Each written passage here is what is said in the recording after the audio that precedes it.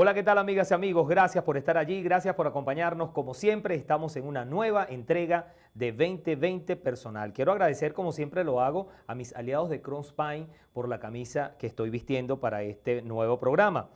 Hoy vamos a conversar con un dirigente que estuvo muy cerca de sentarse en la silla de Miraflores. De hecho, para algunos sí ganó esas elecciones. Ha sido diputado, gobernador y tiene una activa vida política.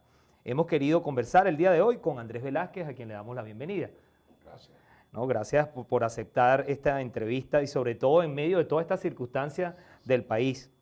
Le explico cómo lo hago con todos nuestros entrevistados.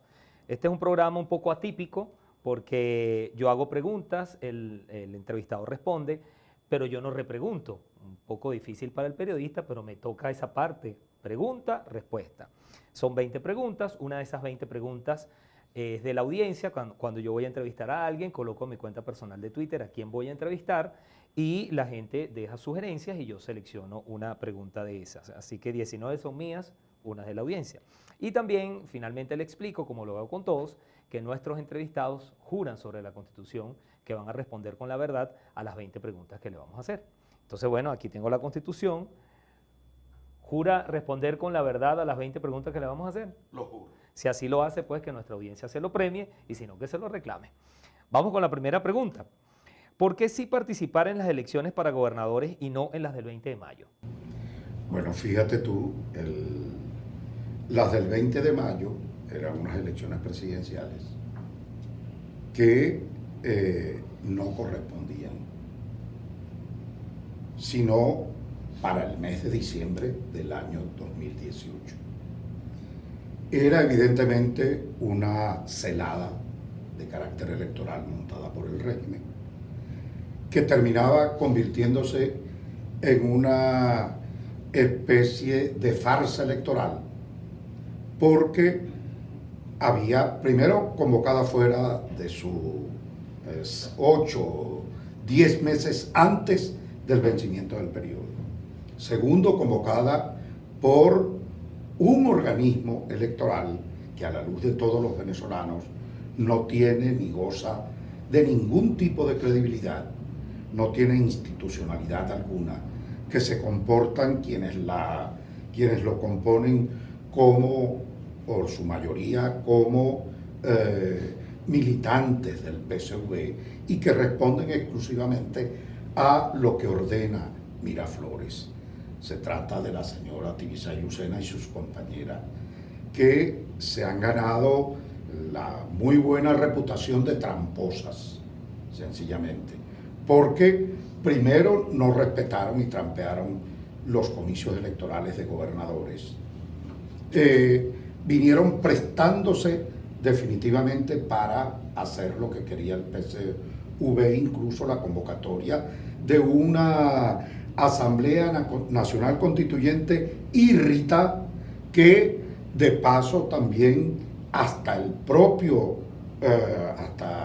la propia empresa que dirigía el proceso automatizado señaló que había sido manipulado el resultado electoral.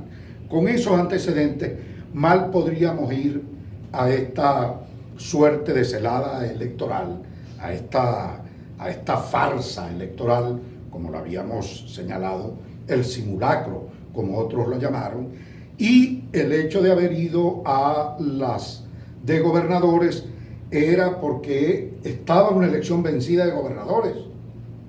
Fíjate tú lo que había ocurrido. Yo no me postulé de nuevo a la elección parlamentaria como diputado, que pude haberlo hecho perfectamente, porque acorde con una decisión de tener unas elecciones el año siguiente de gobernadores, cuando tenían que realizarse el año 2016, diciembre, bueno, sencillamente decidimos no repetir en el Parlamento, para después no tener que retirarme del Parlamento y entonces ir a ser candidato a gobernador, sino que emprendimos nuestro trabajo por recuperar la gobernación del Estado Bolívar para unas elecciones que constitucionalmente estaban previstas. Y fuimos entonces a esas elecciones trabajamos para esas elecciones, que no se convocaron y que luego el régimen las colocó cuando les convino, como ha venido haciendo con cada uno de los procesos electorales. Cuando tenía que hacer elecciones de concejales con los alcaldes, no las hizo. Cuando tenía que hacer elecciones de parlamentarios regionales con los gobernadores, no las hizo. Cuando tenía que hacer la de gobernadores cuando correspondían, no las hizo. De manera que asumimos entonces con esa responsabilidad que teníamos de ir a la conquista de esa gobernación, bueno, sencillamente con el retraso que tenían la asumimos. Y dándose la situación entonces que se dio para un proceso electoral nada más y nada menos que presidencial, bueno, mal podrías tú aceptar que con esas mismas autoridades y que con una ANC que no tenía ningún tipo o tiene ningún tipo de legitimidad fuera la que convocara por encima de la Constitución, es una cosa sencillamente inaceptable para nosotros y mucho menos en las condiciones en las que habían sido planteadas. Tengo entendido que usted tiene una operación de corazón abierto. ¿Su cardiólogo no lo regaña con tanto ajetreo?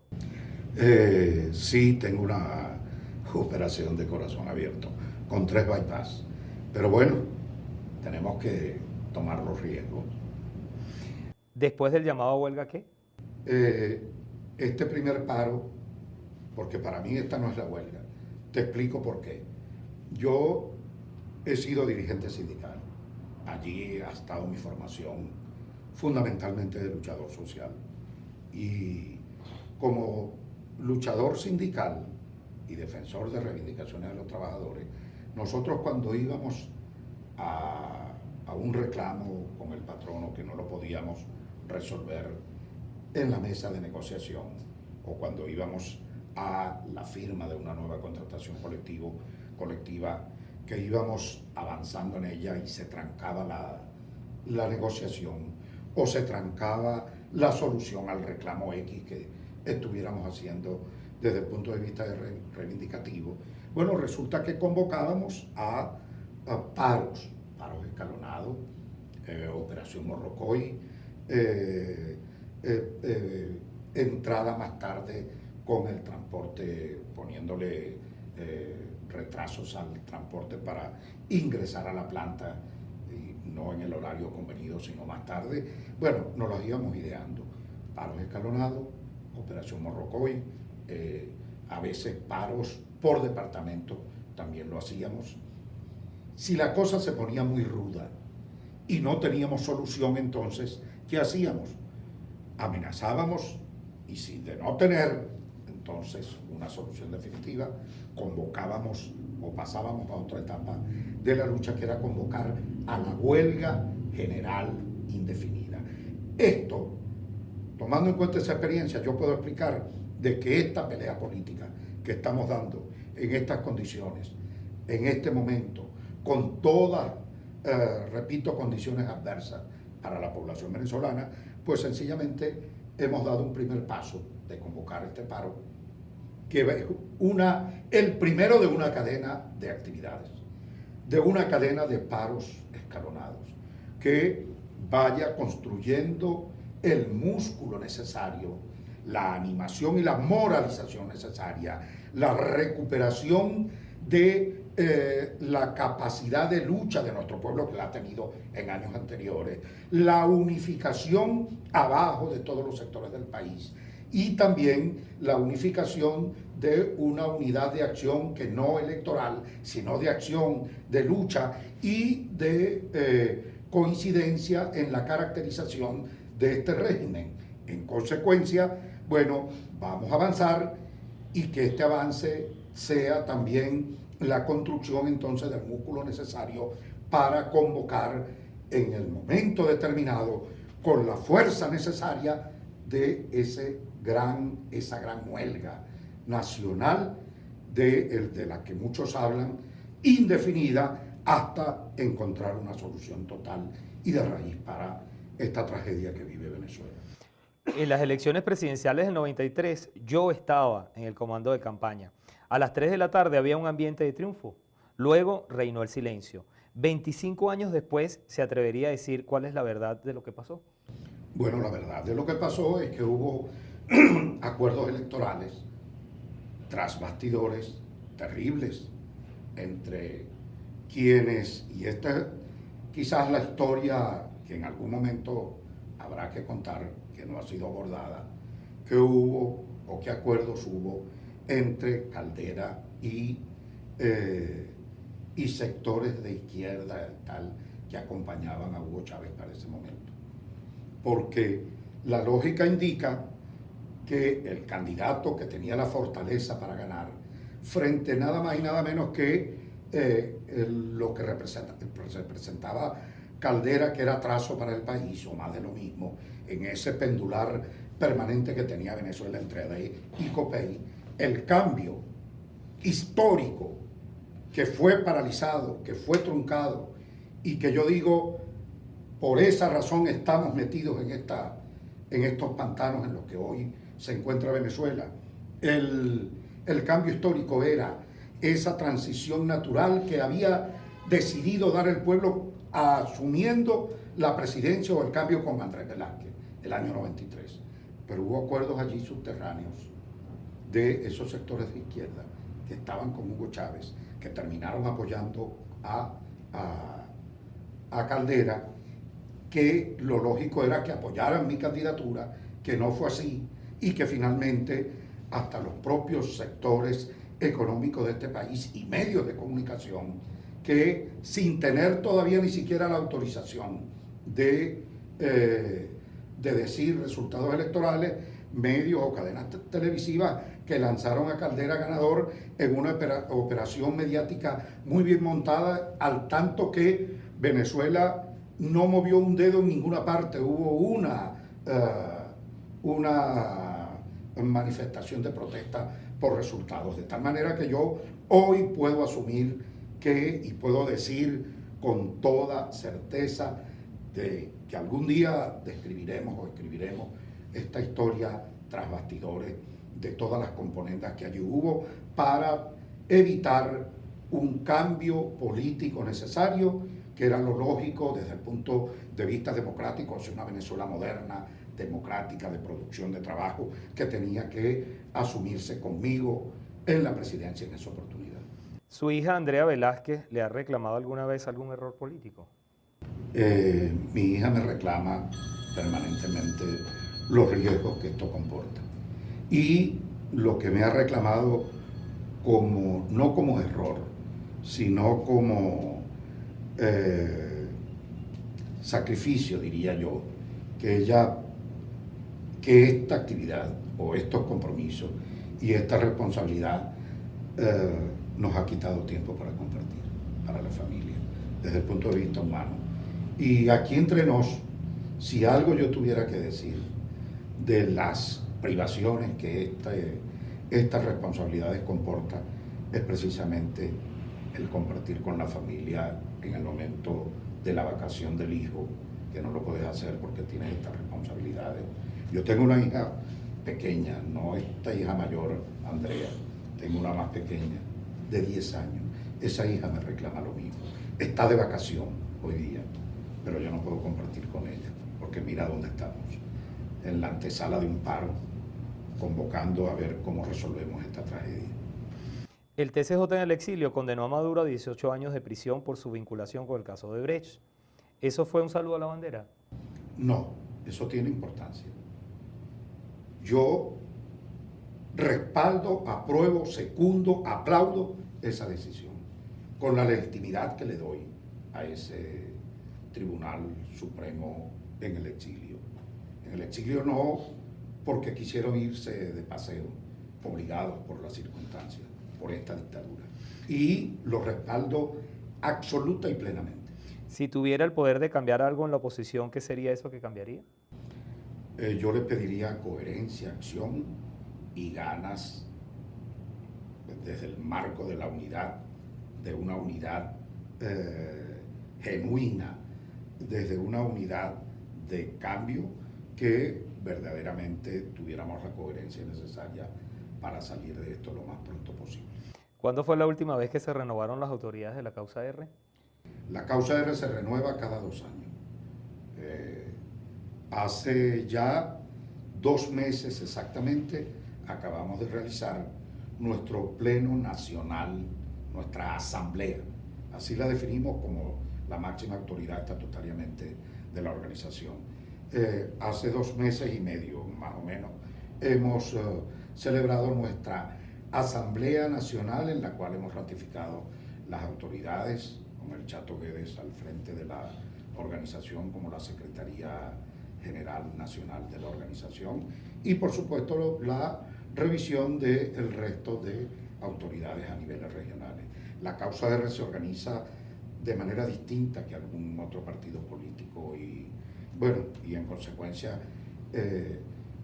y tampoco hacemos de nuestras convenciones una cosa que sea lo que sea más interesante para el país en las condiciones en las que estamos. Lo que le va a interesar al país que nosotros estemos reuniéndonos internamente frente a esta tragedia que estamos viviendo. Usted se sentó a dialogar en Miraflores en 2014, en plenas protestas de los estudiantes que dejaron 43 muertos y miles de detenidos. ¿Sirvió de algo haberlo hecho? No sirvió para nada, absolutamente para nada.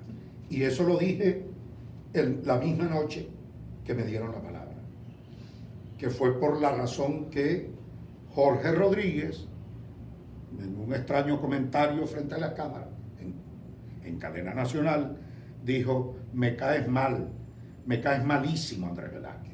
Eso lo dijo él en cámara. Entonces, ¿por qué lo dijo? Porque yo me atreví a decir allí. Lo que me faltó fue pararme, que lo debía hacerlo.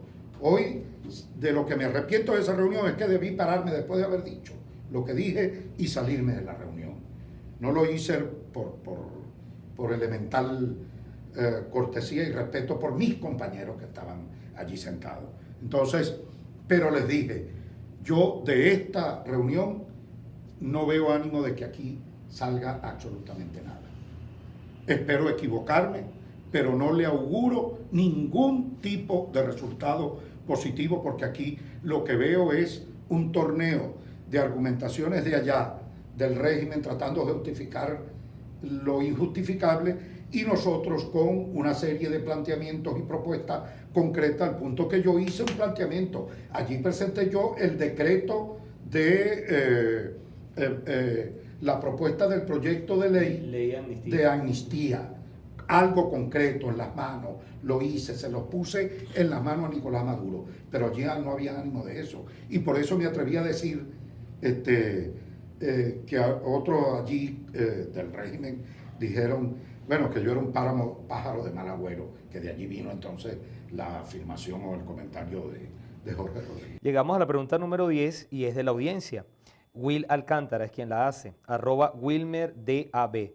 ¿Por qué no se ha unido a Soy Venezuela, siendo que tienen intereses y propuestas similares? Bueno, yo quiero unirme, el planteamiento que estamos haciendo es de una unidad de acción. Y ojalá, yo digo que, bueno, quiera Dios que podamos plantearnos la posibilidad de tener una sola plataforma. Pero, bueno, yo creo que otros actores deben estar presentes allí. Y puedo decirlo, porque aquí juramos decir la verdad frente a esta Constitución, y así lo ratifico.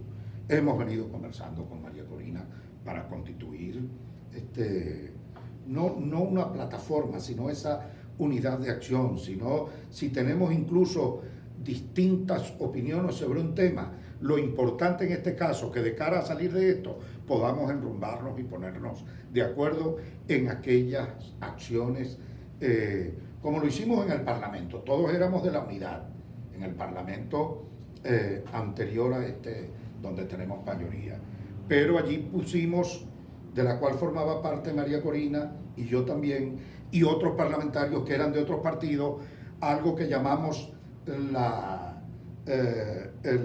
Parlamento en movimiento, o la movida parlamentaria, así se llamaba.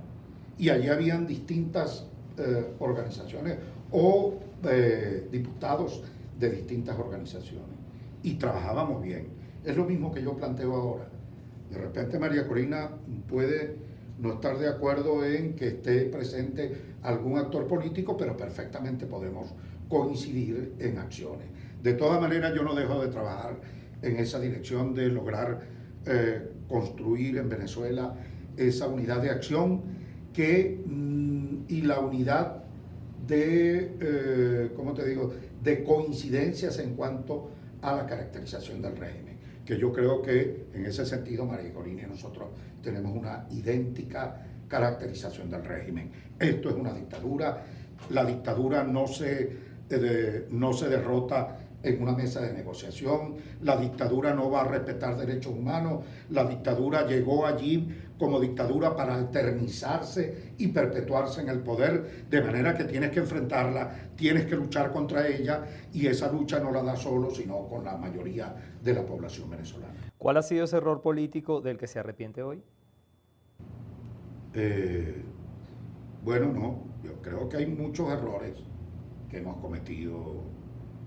Por ejemplo, en el caso de la tanta falta de coherencia de movimientos o plataformas de oposición para enfrentar este régimen, y que bueno, nos hemos mantenido allí.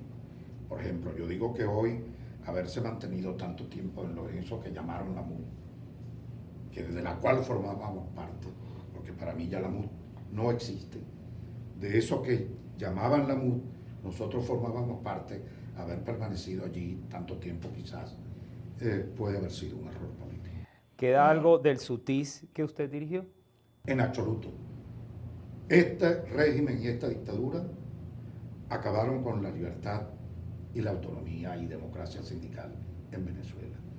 Y eso se puede comprobar con el conflicto que tenemos hoy, o que tiene el régimen, con la Organización Internacional del Trabajo, que tomó recientemente una de las más importantes y extremas medidas que toma la OIT, que es nombrar una comisión de encuestas para verificar in situ en esos países, que ha sido convocada apenas 11 veces en toda su historia, en apenas 11 países, que Venezuela completa la docena, y que no haya el régimen ni siquiera aceptado que hayan venido aquí, te da una idea del desastre, de la inexistencia de sindicatos libres, autónomos y democráticos en Venezuela. Eso no existe hoy en Venezuela, y por tanto ni la sombra de lo que era